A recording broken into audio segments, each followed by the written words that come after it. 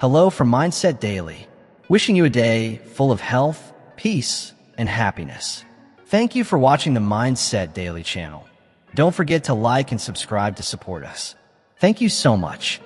Have you ever been told you've changed and felt like it was an insult? What if the people saying that are really revealing more about themselves than about you? And what if change isn't something to fear, but the very evidence that you're stepping into your purpose? You've changed.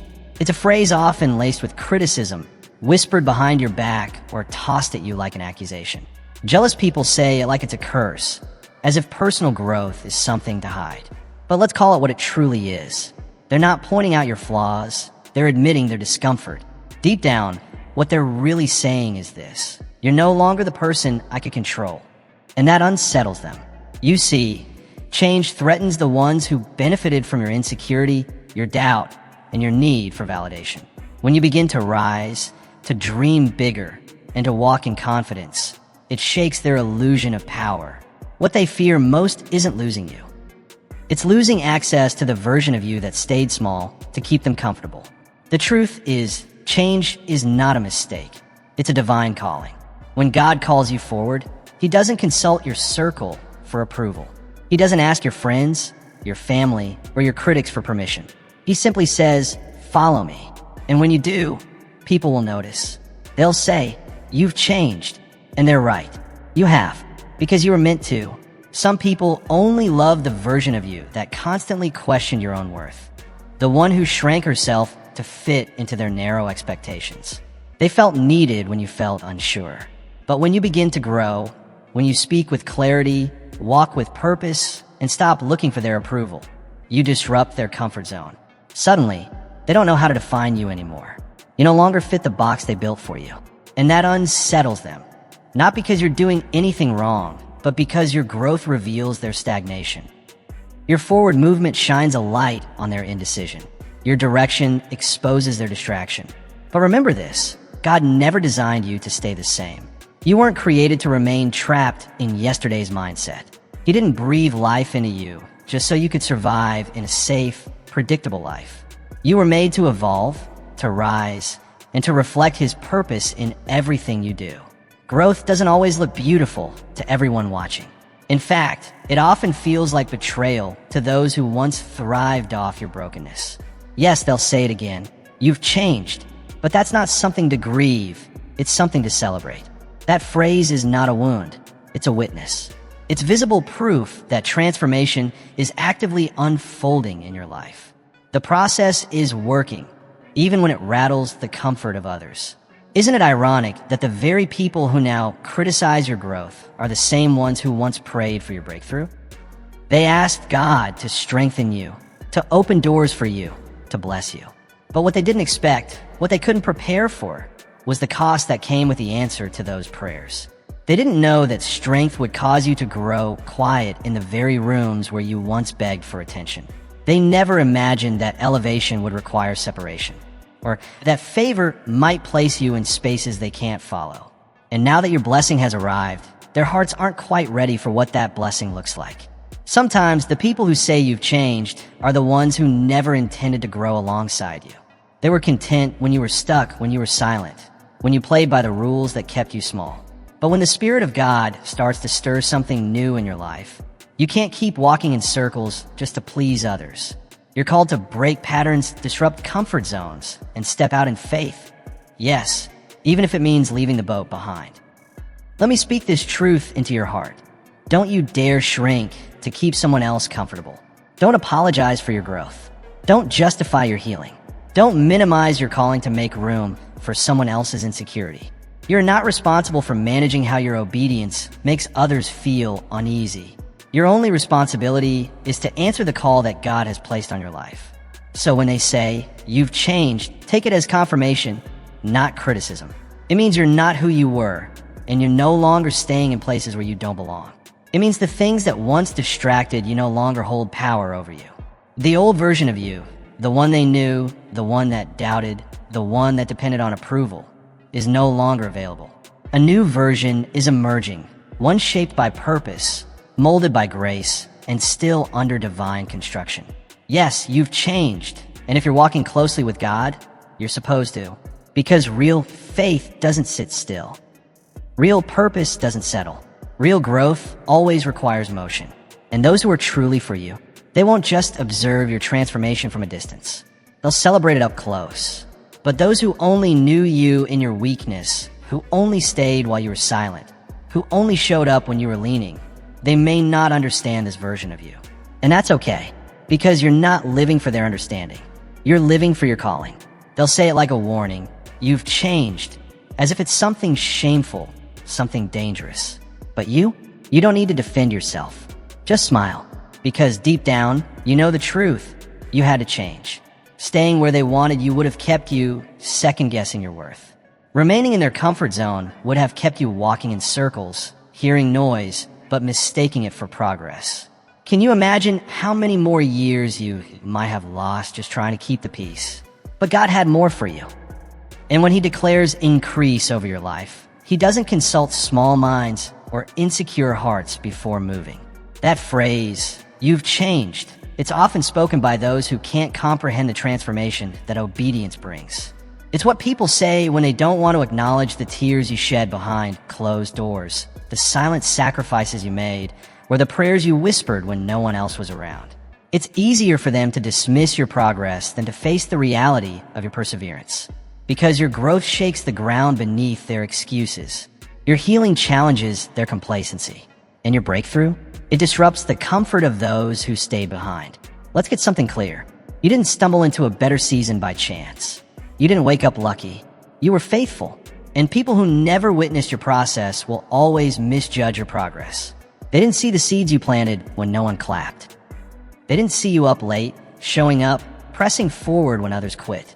They didn't feel the burden you carried or the patience it took to wait. Not rush, God's timing. So instead of asking how you made it, instead of recognizing the grace that carried you and the grit that sustained you, they'll chalk it up to luck. Why? Because that narrative is easier to swallow than confronting their own lack of action. You see, jealousy is rarely obvious.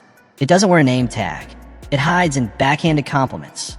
It wraps itself in subtle sarcasm and seemingly harmless phrases like, "Well, you just got lucky."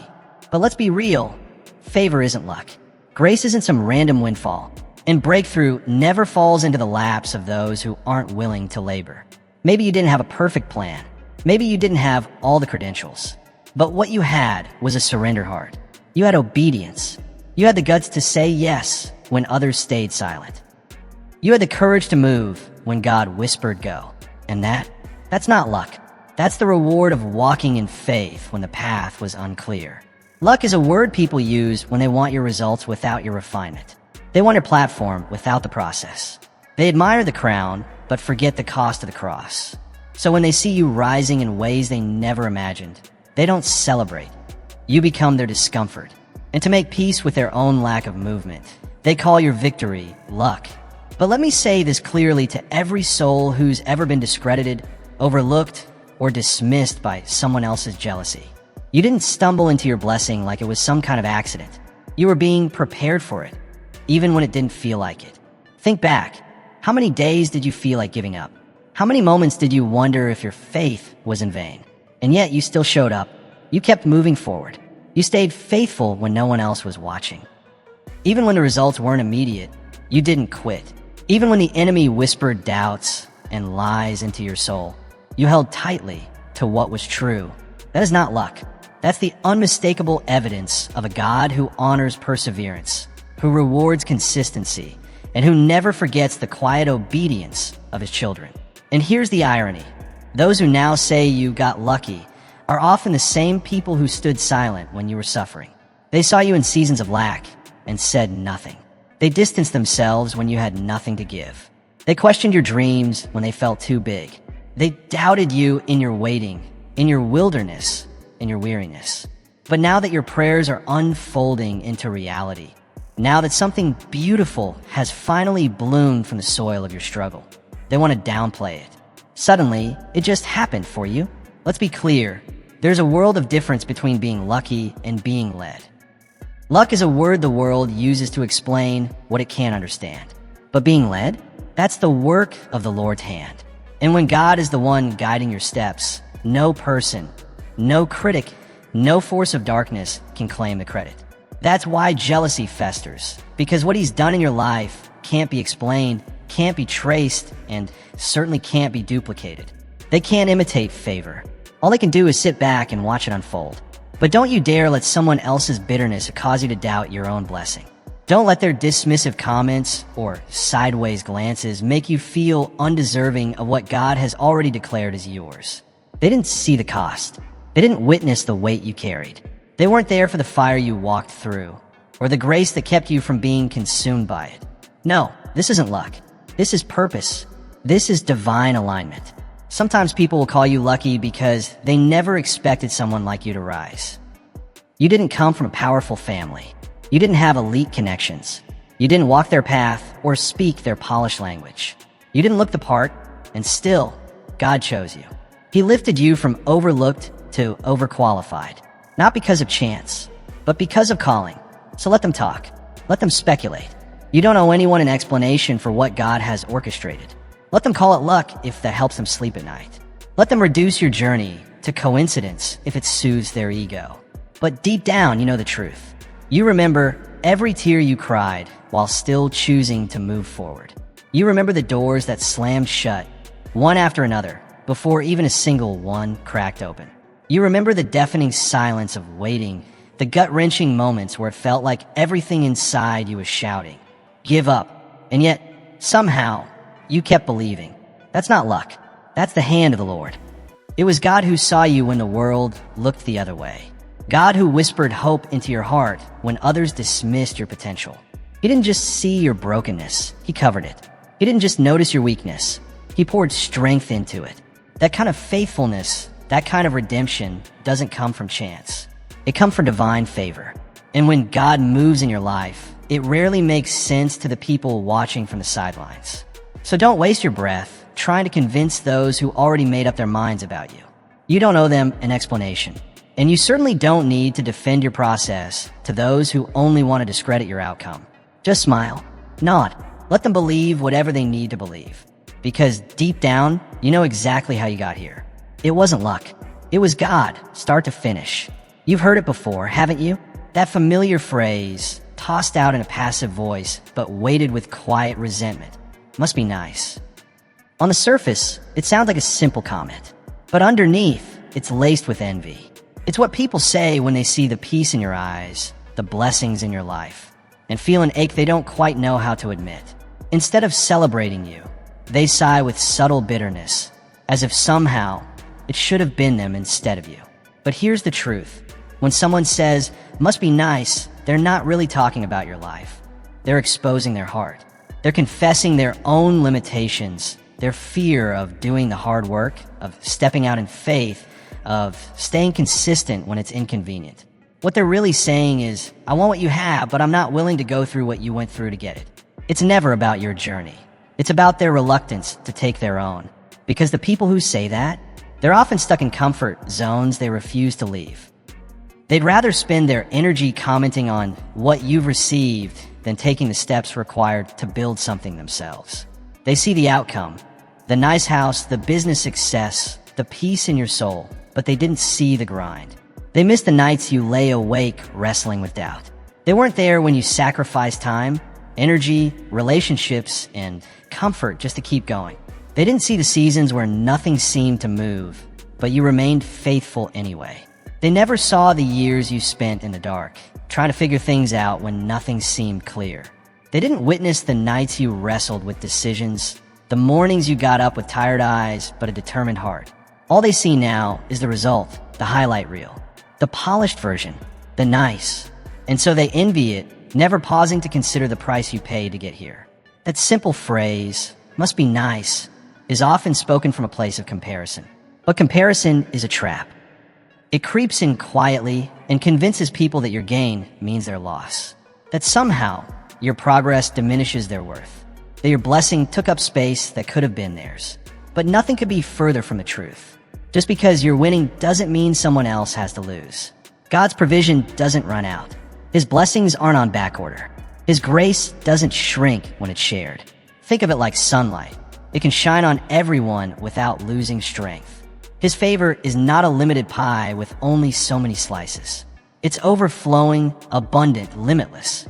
But comparison blinds people from seeing that. It replaces gratitude with resentment and turns potential into paralysis. And here's the worst part about that phrase. Must be nice. It's not a question. It's not a compliment. It's not even curiosity. It's a quiet surrender. It's a full stop at the edge of envy. It doesn't ask, how did you do it?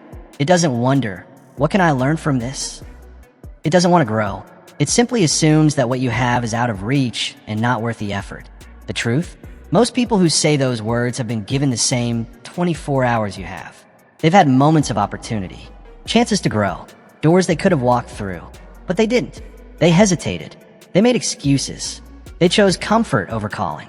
And now, when they see what your yes has led to, they dismiss it with a phrase that sounds harmless but hides disappointment. Because if they really wanted what you have, they'd ask how you got it. But that would require them to look at their own choices. To admit they didn't show up when it was inconvenient. To confess that they passed on the risk because they feared the cost. So instead, they sit back, arms crossed, eyes narrowed, and say, must be nice. What they don't want to hear is that every step of your journey was earned. Every inch was fought for. Every blessing was prayed through, worked for, waited on. No one stumbles into peace, into purpose, into fulfillment. No one wakes up with everything they've ever wanted wrapped in a bow. Behind every dream fulfilled is a trail of late nights, quiet sacrifices, hidden battles, and relentless trust in God. So let them talk. Let them simplify your story if they must. But you and God both know it wasn't handed to you. It was built brick by brick in faith and obedience. Everything they see now, the breakthroughs, the blessings, the confidence, it's the result of years of grinding when no one was watching. It's the product of countless days showing up even when you felt like hiding. It's what happens when you push through the storms that whispered, quit, and you answered, not today. So when someone casually tosses out, must be nice, they're overlooking everything you've been through. They're ignoring the setbacks that nearly broke you. They're forgetting the failures, the disappointment, the rejection letters, the nights you collapsed into bed wondering if it was all worth it. They don't remember how many times your heart was shattered, but your feet kept moving anyway. They weren't there when you stayed up, not just working, but weeping. They didn't witness the silent battles you fought in your spirit or the relentless inner dialogue that told you to give up, yet you didn't. You kept showing up, even when hope was only a flicker. You kept going, even when fear screamed louder than faith. But now that you've arrived at this chapter, people only see the final page. They see the fruit, but not the planting. They see the glow, but not the grind. And they want to reduce all of it to luck or privilege. Don't let that rob you of your gratitude. Don't let their shallow assumptions make you feel ashamed of the deep work you've done. If someone says, must be nice, you don't owe them an apology. You don't need to minimize your effort to soothe their ego. Stand in your truth. You have every right to respond. Yes, it is nice. But it didn't come easy. It came through obedience, faith, sweat, and sacrifice. This isn't about arrogance. It's about honoring the journey. It's about acknowledging that what you've built wasn't handed to you. It was earned. So don't shrink to fit someone else's comfort zone. Don't tone down your joy or dim your light because others chose not to rise. When people use that phrase, must be nice, what they're really doing is revealing their own limitations. They've boxed themselves in with doubt. They've convinced themselves that they're unworthy. That breakthrough is reserved for a chosen few. But here's the truth, they're wrong. God doesn't play favorites. He honors faith. He honors persistence. He honors those who show up even when no one claps, who serve even when no one sees. What he did for you, he can do for anyone willing to trust him, to walk forward even when the way isn't clear. But here's where it gets deeper. When envy speaks louder than celebration, it becomes something darker. It's no longer curiosity. It becomes judgment. And often that judgment is camouflaged in statements like, you think you're better than me. But stop and think. What does that really mean? It's not a reflection of your attitude. It's a confession of theirs. What they're truly saying is, I feel less than, and I don't know how to process your growth without feeling small. Their words aren't about your confidence. They're about their insecurity. It's a reaction to the mirror that your transformation holds up to their stagnant state. And when that mirror makes them uncomfortable, Some will choose to project their fear instead of facing it. And instead of celebrating your growth, they choose to attack it. They lash out. Not because you've done something wrong, but because your movement reminds them of their own stagnation. Diminishing you becomes a coping mechanism. It's easier for them to pull you down than to rise up themselves. But let me make this clear. Your progress is not a proclamation of superiority. It's a reflection of God's grace unfolding in your life. It's the evidence of transformation, the fruit of obedience, and the reward of perseverance. It's not something to apologize for. It's something to honor. Still, when people are wrestling with their own lack of direction, their own doubts, and their own unfulfilled dreams, it can be hard for them to witness someone else stepping boldly into purpose. When they say, "You think you're better than me," it can sting. It can make you hesitate. It can tempt you to shrink, to dim your light, to play small so others don't feel uncomfortable in your presence. But here's the truth. Your growth was never a threat. Your breakthrough wasn't a weapon. Your success was never about proving others wrong. It was about becoming who you were called to be. Your story isn't meant to silence others. It's meant to stir them. It's meant to show what's possible, to lift the lid on what God can do in a willing heart, and to ignite hope in those who are still searching for theirs. The people who say, "You think you're better than me," haven't yet realized something essential. There's room for everyone to thrive. There's enough grace, enough opportunity, enough favor to go around. Your victory doesn't steal theirs. Your blessing doesn't block theirs. It doesn't subtract, it multiplies. Because God's goodness isn't scarce. It's abundant, overflowing, limitless. They're operating from a mindset of comparison, not truth. They're measuring your success with a ruler marked by their own insecurities. They've mistaken your rise as a reflection of their fall, but it's not. What you've gained is not the result of anyone else's loss. It's the product of your process, your prayers, your patience. So here's what you need to remember. You are not in competition with anyone else. This isn't a race where only one person can win. You're running your own course, designed by the hands of God, marked with grace, and paved with purpose. And every time you take a step forward, it's not proof that you're better. It's proof that you're becoming. Your success is simply a sign that you've stayed the course, that you've trusted the timing, that you've followed the whisper when it didn't make sense, and kept walking when you couldn't see the way. Let them say what they will, but you keep moving forward in peace. So when someone throws that line at you, "You think you're better than me," don't let it shake your spirit. Don't respond from a place of guilt, and don't carry shame that was never yours to begin with. You don't need to explain your journey or downplay your purpose just to make someone else feel more comfortable in their own struggle. Their words are not about you. They are a projection of their own pain, their own fears, and their unresolved insecurities. And while it can sting to hear, you must remember, it doesn't define your character. It doesn't diminish your value. People who are genuinely for you, the ones who are walking in their own calling with clarity and peace, will never accuse you of trying to be above them. Why?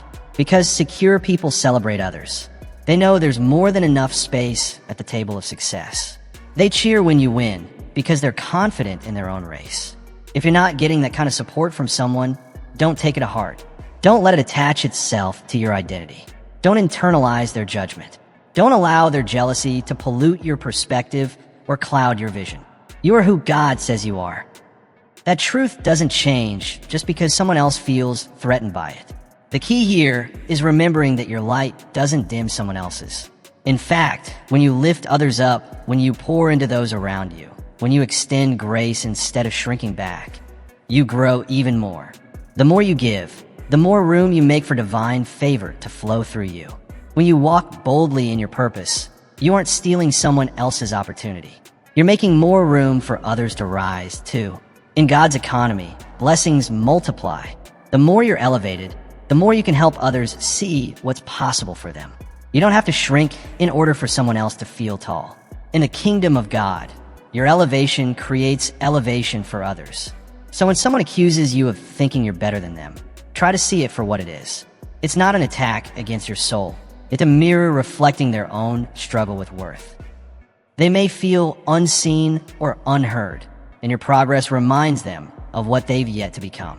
That's not your fault, and it certainly doesn't take away from who you are. You aren't walking in pride. You're walking in purpose. You're not better than anyone else, but you are boldly becoming everything God created you to be. And that's exactly what He wants for all of us. So don't feel guilty for saying yes to your calling. Don't feel bad for growing, evolving, stepping into favor. If someone takes your growth personally, it says more about their fears than your future. God's favor on your life was never meant to be a weapon used against others. It's not there to provoke envy or create division. It's meant to be a testimony, a living, breathing declaration that no matter where you've come from or what hardships you've endured, you can rise. Your journey is a light, not just for your own path, but for those still trapped in the shadows of self-doubt and comparison. It's hope in motion. It's living proof that grace can reach the broken and elevate the overlooked. So when someone says, "You think you're better than me," stand rooted in who you are. Don't flinch. Don't entertain the insult. Let their words fall flat, because you already know the truth. Your success isn't a mirror to reflect superiority.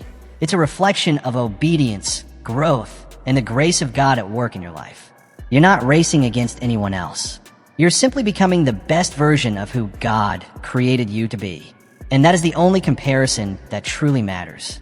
This kind of accusation is common, and sadly, it often comes from a place of jealousy. When people see your achievements, your steady progress, your God-given gifts shining brightly, they sometimes feel compelled to accuse you of showing off. But here's something you need to understand. There's a big difference between showing off and walking confidently in the gift God placed inside you. There's a major distinction between arrogance and simply sharing your blessings. When someone asks, "Why do you always have to show off?" what they may really be saying is, "Why do you have what I don't?" Or, "Why are you so confident when I'm still struggling?" These questions aren't always voiced out loud, but they echo through passive remarks and veiled jabs. Let's be honest, there is a right way to carry success. We are called to walk in humility, to wear our blessings with grace, not as badges of superiority.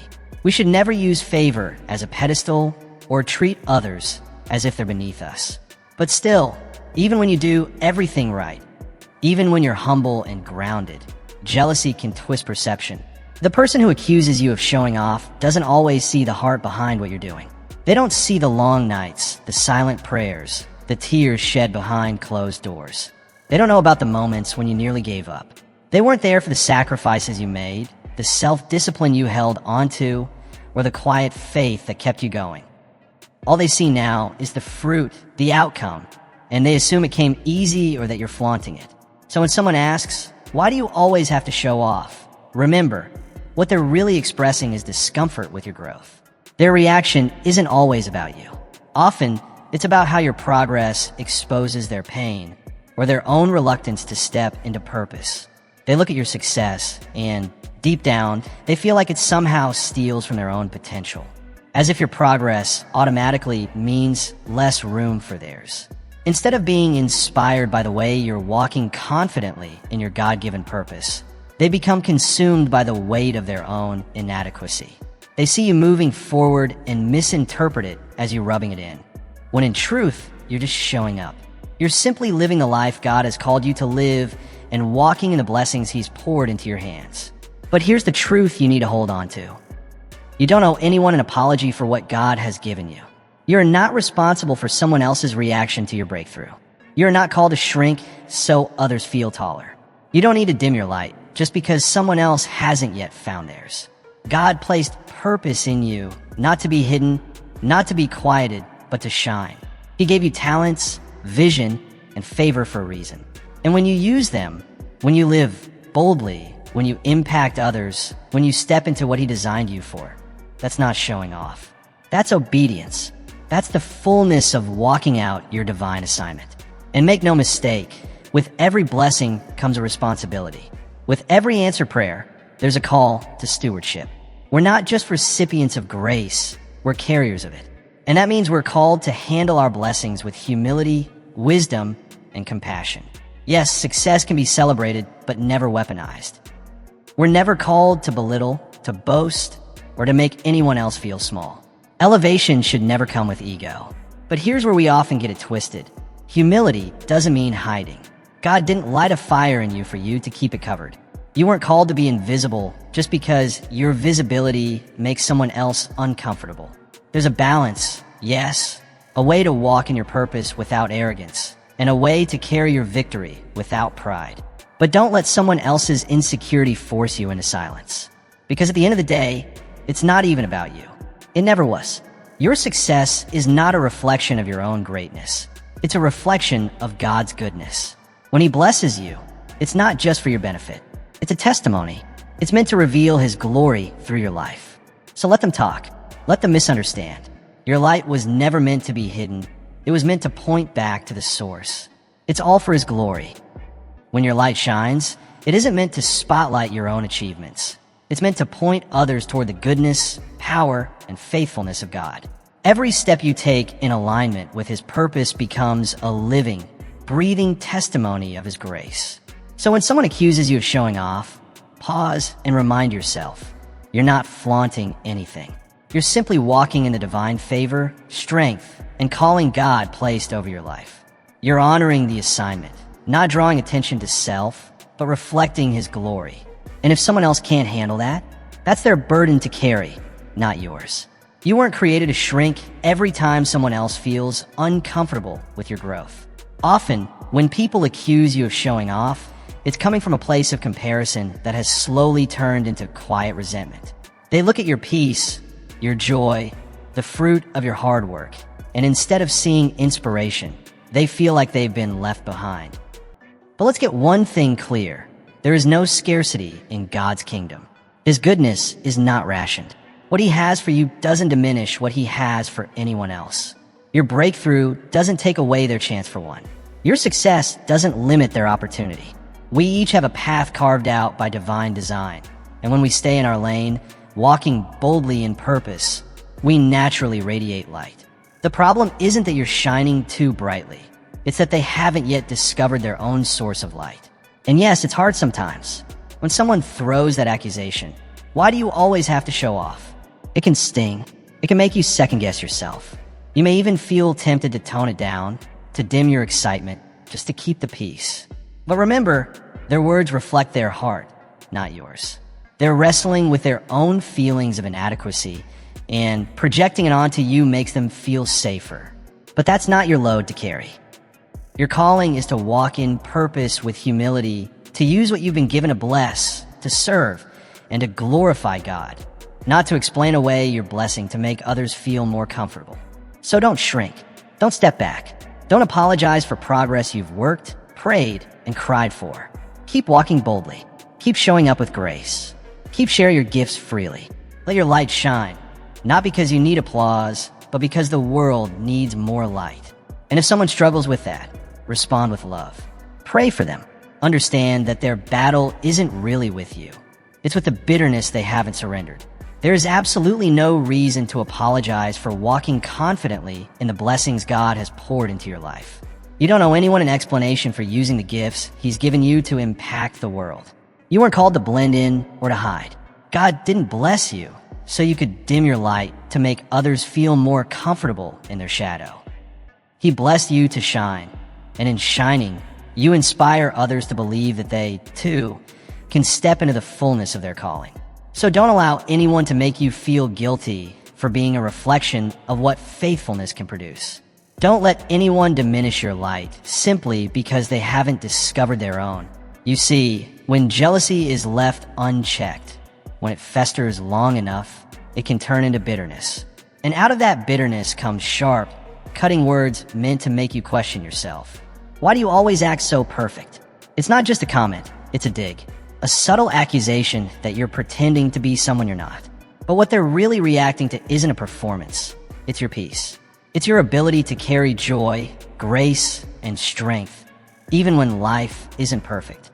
But let's be clear, perfection was never the goal. Those who say you act perfect usually have no idea how deep your journey goes. What looks effortless to them is the result of countless battles they've never seen. They confuse your calm with a mask, your confidence with a facade. What they don't realize is that the life you're living today, however polished it may appear, isn't a reward for perfection. It's the fruit of perseverance. It's the result of being faithful, not flawless. They don't see the daily surrender, the nights you cried into your pillow, or the mornings you woke up with heavy doubts and still showed up anyway. They don't know the silent prayers you whispered when you felt too weak to keep going. They only see the outcome, the strength, the clarity, the peace, and they assume it came easy. But nothing about your journey has been easy.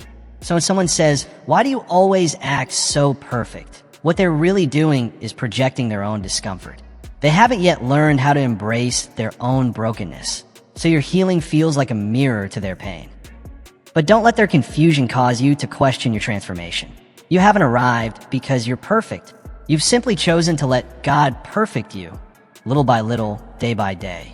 But what many people fail to understand is that your peace, your joy, and the strength you carry so gracefully, none of that is evidence of perfection. It's the evidence of God's unwavering faithfulness in your life. Let's be honest. There's no such thing as perfection in this world. Every single one of us is flawed. Each of us is carrying something, wounds that still need healing, areas that are still under construction, parts of our story that remain tender. The truth is, what they often mistake for perfection is really the result of perseverance. It's the quiet reward of getting back up after every fall, of learning from the hard lessons, of growing through the pain instead of running from it. It's what happens when you hand your brokenness over to the one who knows exactly how to restore it. Perfection? No. But trust in the process? Absolutely. Choosing to walk by faith doesn't mean you never struggle. It means you keep walking even when the road is rough. It's about having the courage to grow, to change, and to keep moving forward even when everything in you wants to give up. So when someone says, "Why do you always act so perfect?" what they're really expressing is a desire to believe that life can be neat, that control is possible, that success is clean and simple. But life doesn't work that way. Peace isn't the product of a flawless life. It's the result of knowing deep down that no matter how messy things get, you are securely held by a loving God who never lets go. True peace comes from understanding that you don't have to have it all together to be seen, to be loved, to be used in a powerful way.